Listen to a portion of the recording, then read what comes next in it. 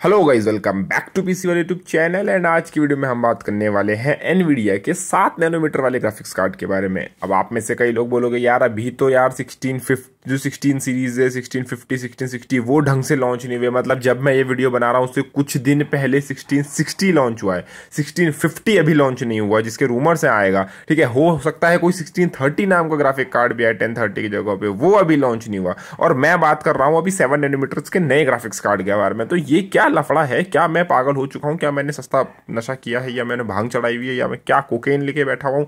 नहीं गाइस, ऐसी बात नहीं है। आप तो यहाँ पे देखो, आप अपनी स्क्रीन पे देख सकते हो साफ साफ कि एनवीडिया अपने जीटीसी 2019 में 7 नैनोमीटर वाले जीपीयूज अनाउंस कर सकता है या टीज कर सकता है। अब इसका क्या मतलब है? तो गाइस इस बारे में थोड़ा डिटेल में डिस्कस करने से पहले मैं बताना चाहूंगा आपको आज के स्पॉन्सर्स के बारे में। आज की वीडियो को स्पॉन्सर किया है गाइस वंडरशेयर डेटा रिकवरी ने, जो कि आपके recycle bin, memory card, removable drives, digital cameras, pen drives, hard drives वगैरह से आप अपनी फाइल्स को रिकवर कर सकते हो। एंड सारी टाइप की फाइल्स को सपोर्ट करता है, लाइक डॉक्यूमेंट्स, वीडियोज, मैसेजेस इन ईमेल्स, आर्काइव्स, ऑडियोज, फोटोज, सारे टाइप की। एंड इसका इंटरफेस जो है वो काफी ज्यादा सिंपल है। आपको बस अपनी ड्राइव सेलेक्ट करनी है, जो जिस भी ड्राइव में आप रिकवरी करना चाहते हैं, एंड आप रिकवरी प्रोसीजर को स्टार्ट कर सकते हैं। एंड ये आपको अलाउ करता है 10 फाइल्स को फ्री में रिकवर करने का। एंड अगर आप जो है वो एक्स्ट्रा फोटोज और वीडियोस रिकवर करना चाहते हो तो आपको प्रो वर्जन में अपग्रेड करना पड़ेगा। एंड अगर आप कुछ ज्यादा ही फाइल्स वगैरह, जो कि मैंने आपको बताया, डॉक्यूमेंट्स एंड वगैरह आप रिकवर करना चाहते हो तो आपको अल्टीमेट वर्जन में इसको अपग्रेड करना पड़ेगा। एंड सारे एसेंशियल लिंक्स डिस्क्रिप्शन में दिए हैं, अगर आप इंटरेस्टेड हो तो चेकआउट कर सकते हो। अब बात कर लेते हैं इन 7 नैनोमीटर वाले ग्राफिक्स कार्ड के बारे में। देखो यहाँ पे साफ साफ पहली बात तो ये निकल के आती है, देखो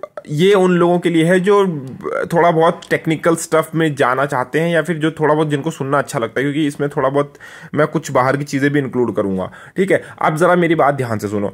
मैं ये नहीं कह रहा हूं कि एनवीडिया 7 नैनोमीटर वाले गेमिंग ग्राफिक कार्ड निकालेगा, इसके तो मैं सख्त खिलाफ हूं, और ये हर कोई भी नहीं मानेगा। आप लोग को भी अगर निकालता भी एनवीडिया तो आप लोग को खुद गुस्सा आएगा एनवीडिया पे कि भैया तुमने अभी अभी तो यार नए ग्राफिक्स कार्ड निकाले और अब तुमने और नए ग्राफिक्स कार्ड निकाल दिए 7 नैनोमीटर पे। तो वो एक वियर्ड चीज होगी। अभी ढंग से एक जनरेशन ढंग से लॉन्च हुई नहीं है और तुमने नेक्स्ट जनरेशन निकाल दी, तो वो चीज नहीं है। लेकिन हाँ, हो सकता है एनवीडिया हाई परफॉर्मेंस कंप्यूटिंग या एआई, आर्टिफिशियल इंटेलिजेंस, या फिर डीप लर्निंग से रिलेटेड कोई प्रोडक्ट निकाले, कोई प्रोडक्ट दिखाए, कोई नए क्वाड्रोज या वर्क स्टेशन, या फिर मैं कहूँ तुम्हें डेटा सेंटर सेंट्रिक कुछ नए प्रोडक्ट्स अपने दिखाए। क्योंकि देखो गाइज, अभी हाल फिलहाल में आपने न्यूज सुनी होगी कि एनवीडिया ने 6.9 बिलियन यूएस डॉलर देके मेलानॉक्स नाम की एक कंपनी को खरीदा है, जो कि इन्हीं सब चीजों में डेटा सेंटर रिलेटेड उन चीजों में उनका हाथ है।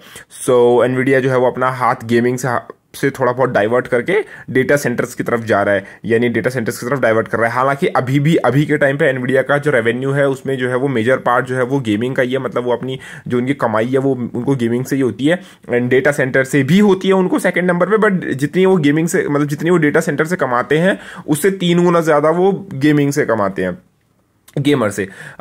तो हालांकि उनके मेन कस्टमर्स हम ही हैं, लेकिन फिर भी तुम भी जानते हो कि पहले जो आते हैं वो पहले ये डेटा सेंटर्स वाले रिलेटेड कार्ड ही आएंगे और उसके बाद तुम्हारे लिए गेमिंग्स कार्ड आएंगे। तो ये इस बात से इतना जरूर कंफर्म हो जाता है कि अगर अभी नहीं लेकिन नियर फ्यूचर में अगले साल की स्टार्टिंग में, या फिर इस साल के एंड तक तो मुझे मुश्किल ही लगता है, लेकिन अगले साल के स्टार्टिंग या मिड में तुम्हें 7 नैनोमीटर वाले एनवीडिया के ग्राफिक्स कार्ड देखने को मिलेंगे। और ये जरूरी भी है। अब ये जरूरी क्यों है? इतनी जल्दी रिलीज करना क्यों जरूरी है? पहली बात देखो, एक चीज यहाँ पे आपको एनालाइज करनी होगी, आपको मार्केट को समझना होगा। देखो, आप में से कितने लोग हैं जो एनवीडिया के आरटीएक्स, मैं मानता हूं रे ट्रेसिंग बहुत खूबसूरत टेक्नोलॉजी है, बहुत बेहतरीन टेक्नोलॉजी, लेकिन आप में से कितने लोग ऐसे हैं जिसने एनवीडिया आरटीएक्स के ग्राफिक्स कार्ड को खरीदा इसलिए कि वो रे ट्रेसिंग का मजा लेना चाहते हैं? बहुत सारे कम लोग हैं। जिन लोगों ने आरटीएक्स वाले ग्राफिक्स कार्ड खरीदे उन्होंने या तो इसलिए खरीदा क्योंकि उनका बजट ज्यादा है, ठीक है, या उन्होंने इसलिए खरीदा क्योंकि वो हाई एफपीएस वाली गेमिंग करना चाहते हैं।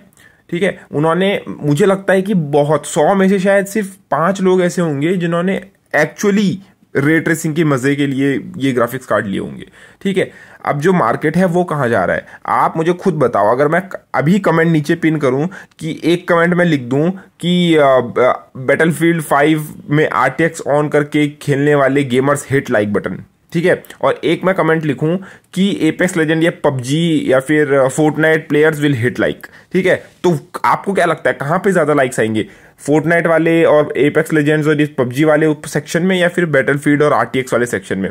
ऑफ कोर्स जो तुम्हारा ये वाला सेक्शन है पबजी फोर्टनाइट वाला, इस सेक्शन में आएंगे।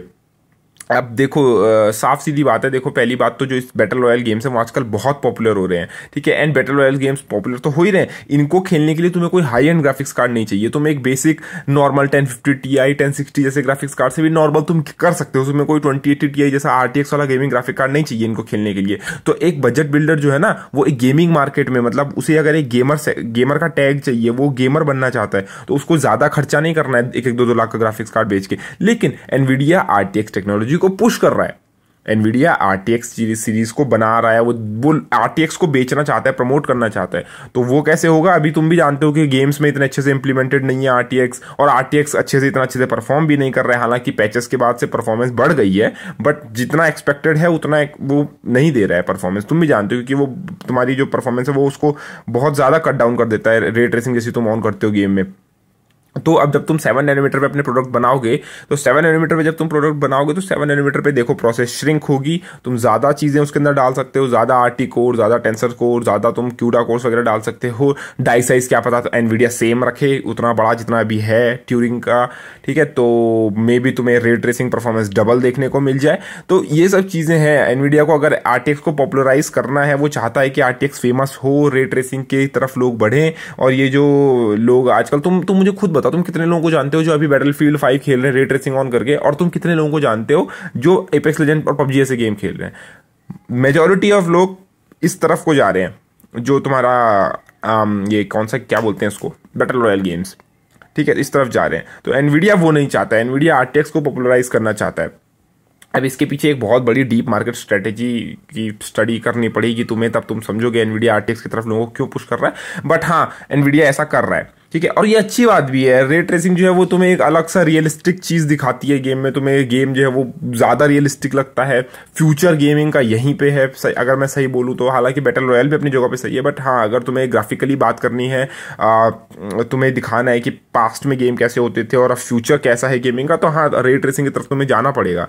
तो वो एनवीडिया का एक अच्छा स्टेप भी है, बट लेकिन हाँ, पता नहीं उसके पीछे क्या होगा। प्लस दूसरी चीज ये है कि रूमर्स अभी ये भी चल रहे हैं कि एनवीडिया को तो छोड़ दो, इंटेल भी नए ग्राफिक्स कार्ड निकालने वाला है अगले साल। तो अगेन, अगर इंटेल के ग्राफिक्स कार्ड कुछ ज्यादा खतरनाक निकलते हैं, तो उसको टक्कर देने के लिए एनवीडिया के पास एटलीस्ट कुछ ना कुछ तो होना चाहिए ना। तो एनवीडिया हो सकता है 7 नैनोमीटर निकाले। एंड प्लस एक चीज, ये चीज मत भूलना कि AMD अपना 7 नैनोमीटर का ग्राफिक कार्ड, भले वो परफॉर्मेंस कैसा भी करे, परफॉर्मेंस से मतलब नहीं है यहाँ पे, लेकिन AMD ने मार्केटिंग के लिए एटलीस्ट ये चीज बोल दी कि दुनिया का पहला 7 नैनोमीटर वाला गेमिंग ग्राफिक कार्ड AMD ने बनाया। अब वो परफॉर्म कैसा भी करे, लेकिन AMD के पास वो बोलने के लिए वो चीज है।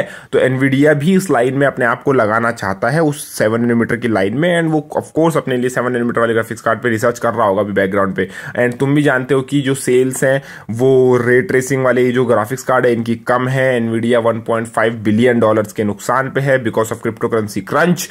एंड ये जो तुम्हारी सेल्स हैं, एंड उनकी जो सेल्स गिरी है उनकी रे ट्रेसिंग वाले ग्राफिक्स कार्ड की। एंड प्लस ये बताया जा रहा है अभी आगे की जो नई जनरेशन के कार्ड होंगे, इनका नाम होगा एम्पियर, ठीक है। तो इसका जनरेशन का नाम था ट्यूरिंग, एंड नेक्स्ट जनरेशन का नाम शायद होगा एम्पियर। तो ये अब देखने वाली बात होगी एनवीडिया क्या करता है, किस टाइप की चीजें टीज करता है। उम्मीद है तुमको आज की वीडियो पसंद आई होगी। लाइक, सब्सक्राइब एंड शेयर करना ना भूलें।